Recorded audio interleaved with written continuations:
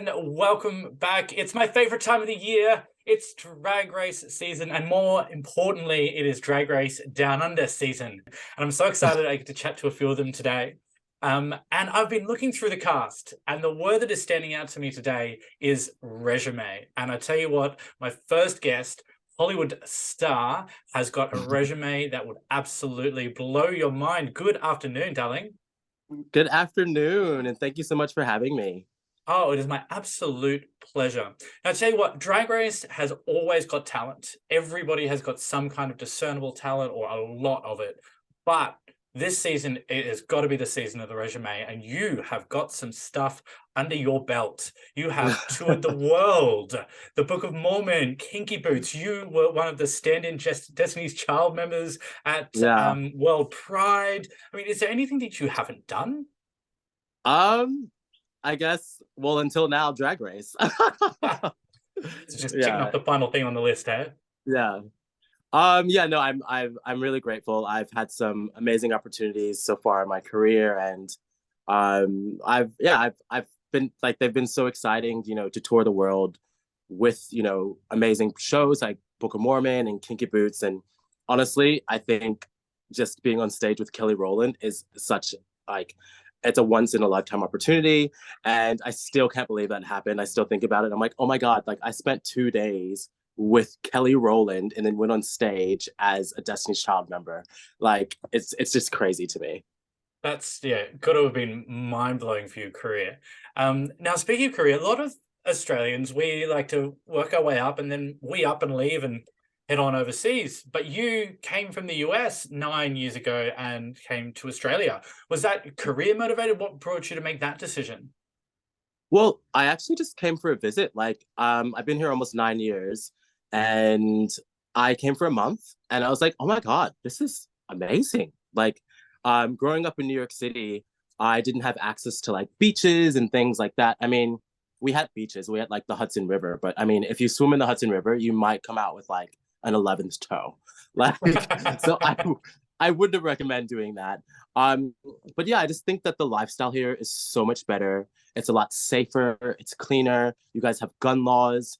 I think the work-life balance for people is so beautiful, and also you have Medicare. We got a lot of things good here, but yes, particularly Medicare is the way to Yeah. go. And you found yourself at home in Sydney, and you've got a very healthy career down there. What is your favorite thing about living in Sydney? Um, Career-wise, or just why is Sydney like my favorite place? Yeah, why Sydney? We got a Um, lot to offer in Australia. Why Sydney? Yeah, well, I've also lived in Melbourne for 3.5 years. And I love them both. I'm not one of those people that's like, oh, I think Sydney is better than Melbourne. I like them both for different reasons. I love Sydney because of the weather. I think it's so beautiful. The harbor is so stunning. It's a very active city, probably one of the most active cities that I've ever seen in my life. There's always someone, getting up and running and doing something in the morning. But I love Melbourne for their food and their bars and their culture and kind of the art scene there. So yeah, I guess it's just people really like something that's totally different from what they grew up with. And growing up in New York is just a hustle and bustle. So I think it just appealed to me to live here, and I've been here ever since, and so happy. Beautiful. Now you left Sydney only 6 months ago and traveled to New Zealand and Yeah, walked into the workroom of welcome to the RuPaul's. workroom. Yes. Yes, walking in the workroom, ready to slay. You walk in there, nine other queens walk in there. You're standing in the room. What were your first Mm. thoughts? Um, my first thoughts were, I can't believe I'm here. I've honestly, like, I've only been doing drag a year and a half now, and I, I feel so proud in a way. It was a journey, and I've always wanted to be on Drag Race. Drag is something that I've always wanted to do, but been kind of afraid to. As you know, with my background, I've had like big stuff in performing and stuff as a boy. And I was always afraid that I would lose my following if I started doing drag. And so I was just really just, I felt very proud and very grateful to stand in that room. And I was just looking forward to literally slaying the competition. Did you feel like you had an upper hand with all of this experience you have under your belt, or were you just walking in just like shitting your pants? I was definitely quite nervous, but I also know that I do have a unique skill set that most drag queens don't have.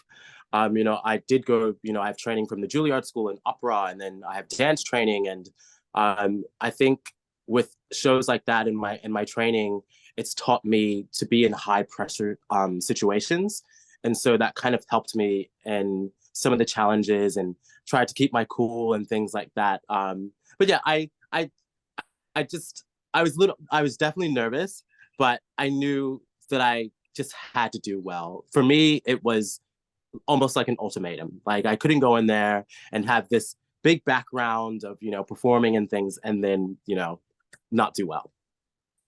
I think everyone feels like when they go in there, it's a lot of pressure on your back. And Yeah. everyone's got things that they're good at, but there's always one thing for every queen they go in and like, oh, please don't do this. This is my Achilles heel. I'm terrified of this Yeah. part. Was there a part of the competition you just like, oh, this is the one thing I'm worried about doing? Um, there was, I think Snatch Game is always a challenge. Snatch Game is like I've watched every single episode of RuPaul's Drag Race. I've watched, all the seasons and all the worlds, and like Snatch Game is it's so hard because you don't have a live audience there, so you never know what's going to be funny or what's not going to be funny. So I was really scared about that one. Without giving too much away and stuff, I don't want to tell you too much. But I was scared about that, and also like I'm not a big sewer. Like I have fashion sense and I know how to style, and I thought that will help me. But yeah, I guess you'll just have to watch and find out, like to see if I make it that far. Fantastic. Will be very, very interesting to see. I cannot wait.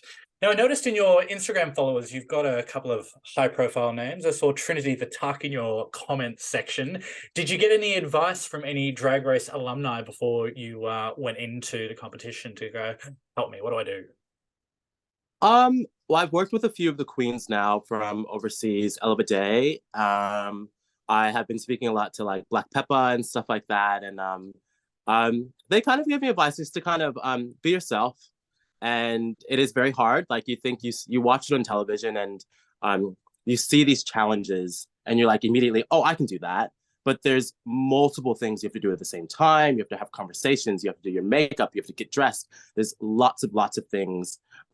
So I think like the most valuable lesson that I probably got from people were just to have fun. This is a once in a lifetime opportunity to get in the show. It doesn't matter, where you rank because you got on the show.